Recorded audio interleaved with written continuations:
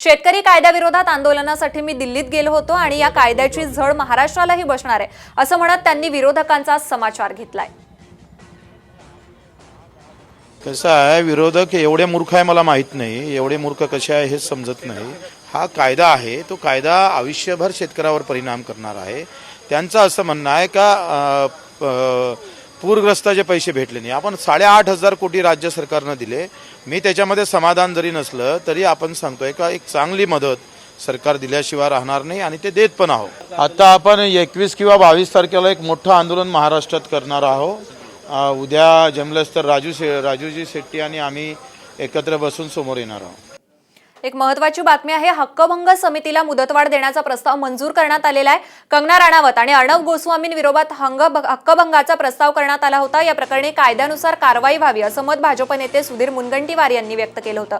दरम्यान मुख्यमंत्र्यांच्या एकेरी उल्लेख हा राज्याचा अपमान असल्याचं मत विधानसभा अध्यक्ष नाना पटोले यांनी व्यक्त केलंय। हक्कभंग समितीला मुदतवाढ देण्याचा प्रस्ताव मंजूर करण्यात आलेला आहे। अभिनेत्री कंगना राणावत आणि अर्णब गोस्वामींविरोधात हक्कभंगाच्या प्रस्तावावर चर्चा झाली। या प्रकरणी कायद्यानुसार कारवाई व्हावी असं मत सुधीर मुनगंटीवार यांनी व्यक्त केलंय। राज्याचे मुख्यमंत्री उद्धव ठाकरे साहेब आहेत, मुख्यमंत्री आहेत, राज्याचे प्रमुख आहेत। या राज्याचं प्रमुख व्यक्तिमत्वाला कोणी चॅनल वरून कोणी बाहेर असं शिवा घालतं तर हा सभागृहाचा आणि या राज्याचा अपमान आहे। हा राज्याचा आहे। देवेंद्र फडणवीस साहेब मुख्यमंत्री होते, त्यांना असं चॅनलवर कोणी काही उलट पलट बोलावं तो राज्याचा अपमान आहे। एखादा व्यक्तिविशेष वेगळा भाग, हे राज्याच्या प्रमुखाला समजा कोणी या पद्धतीनं बोलत असेल आणि आम्ही त्याला सपोर्ट करत असू, ही गोष्ट तुम्हा आम्हाला कोण आपल्याला एखादा व्यक्ती वाईट असेल तर त्याच्यासाठी योग्य कायदा वापरला पाहिजे। एखाद्या व्यक्तीने महाराष्ट्राचा अवमान केला तर योग्य कायद्याने अशा धडा शिकवलाच पाहिजे, पण कायदा योग्य पाहिजे। हातात कोणतीही औषधी आली म्हणून कोणत्याही आजाराला हे औषधी खाऊन टाक असं म्हणणं डॉक्टरचं काम नाही। तसं लोकशाहीमध्ये अध्यक्ष म्हणून असं तुम्ही करू शकत नाही, तुम्ही कायदा करू शकता ना। श्री अर्णब गोस्वामी संपादक, वृत्त संवेदक, निवेदक व कार्यक्रम सत्र संचालक, रिपब्लिक टीव्ही हिंदी सिने अभिनेत्री कंगना राणावत यांच्या विरुद्ध दिनांक 7 सप्टेंबर 2020 रोजी उपस्थित केलेले विशेषाधिकार भंग अवमानाचे प्रकरण अनुकूल असतील त्यांनी होय म्हणावे। होयचे बहुमत प्रस्ताव संमत झाला। आणखी एक महत्त्वाची बातमी आहे, राज्यातल्या 14,000 ग्रामपंचायतीच्या राजकारणाचा उलटफेर करणारा निर्णय राज्य सरकारनं घेतलेला आहे। ग्रामपंचायत निवडणुकीनंतरच सरपंच पदाचे आरक्षण सोडत पूर्ण होणार आहे। ज्या 8 जिल्ह्यात निवडणुकीआधी सरपंच पदाचं आरक्षण जाहीर झालेलं होतं तेही या नव्या निर्णयामुळे रद्द असेल। ग्रामविकास मंत्रालयानं हा निर्णय घेतलेला आहे। आतापर्यंत महाराष्ट्रात ग्रामपंचायत निवडणुकीपूर्वी सरपंच पदाची सोडत जाहीर होत होती, पण सरपंच पदासाठी होणारा घोडेबाजार आणि खोट्या जात प्रमाणपत्राच्या आधारावर निवडणूक लढवण्याचे प्रकार वाढल्यामुळे हा नवा निर्णय घेण्यात आलेला आहे। राज्यातल्या 34 जिल्ह्यातील 14,234 ग्रामपंचायतींसाठी 15 जानेवारीला मतदान तर 18 जानेवारीला मतमोजणी होणार आहे।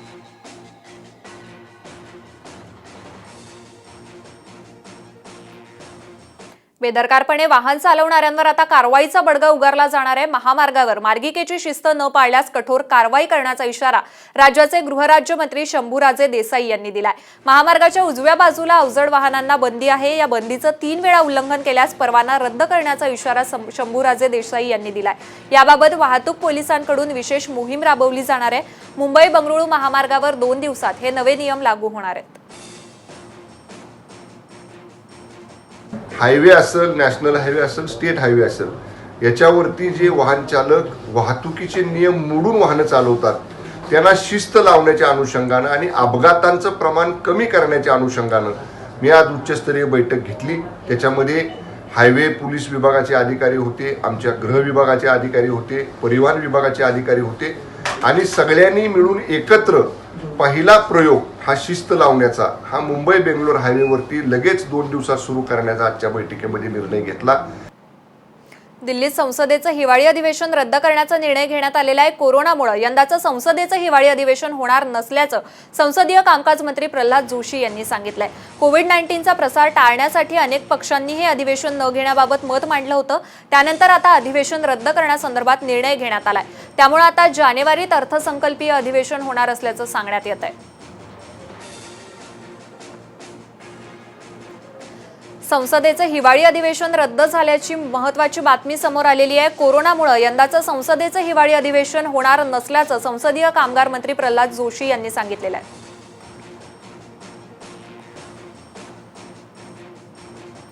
कर्नाटकातनं एक मोठी बातमी समोर येते. कर्नाटक विधानसभेत आज जोरदार राडा झालेला आहे. गोरक्षा विधेयकावरून चर्चा सुरू असतानाच हा राडा झालेला आहे.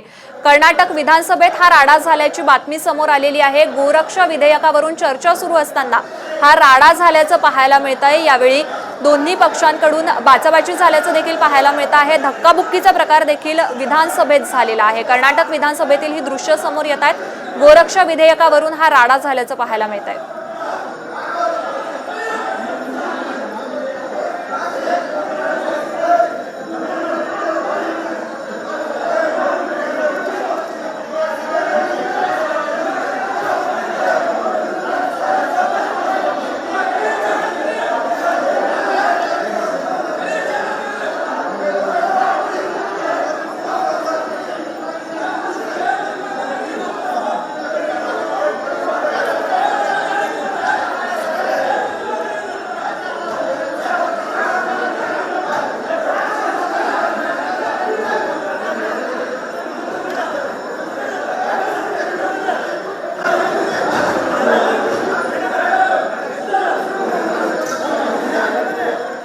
कर्नाटक विधानसभेत आमदार एकमेकांना भिडल्याचं पाहायला मिळालंय. गोरक्षा विधेयकावर चर्चा सुरू असताना विधानसभेत जोरदार राडा झालेला आहे आणि या दरम्यान धक्काबुक्की देखील झाल्याचं पाहायला मिळत आहे.